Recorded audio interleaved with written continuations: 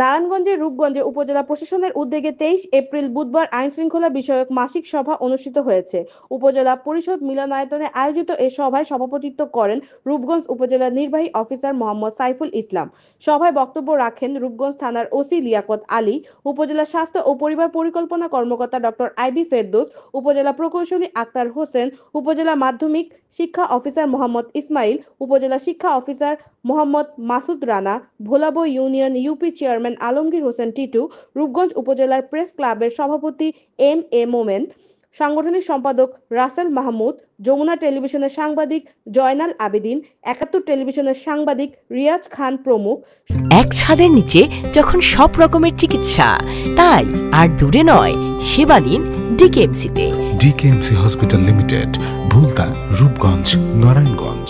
সভায় মাদক, চুরি, ডাকাতি, ছিনতাই, চাঁদাবাজি, নারী নির্যাতন, ধর্ষণ, হত্যা রোধে আইনশৃঙ্খলা বাহিনীদের সদস্যদের পাশাপাশি স্থায়ী জনপ্রতিনিধি ও সাংবাদিকদের সহযোগিতা চাওয়া হয়। বৈদ্যুতিক খুঁটি সরিয়ে নির্মাণাধীন ডেমরা রূপগঞ্জ কালীগঞ্জ অংশের কাজ দ্রুত শেষ করতে হবে। ঢাকা সিলেট মহাসড়ক সহ অভ্যন্তরীণ সড়কের অবৈধ দখলদারদের উচ্ছেদের অভিযান অব্যাহত থাকবে। চুরি, ডাকাতি, ছিনতাই ও চাঁদাবাজি রোধে সরকারি সকল প্রতিষ্ঠানে সিসি ক্যামেরার বৃদ্ধি করা হবে বলে সভায় সিদ্ধান্ত গৃহীত হয়।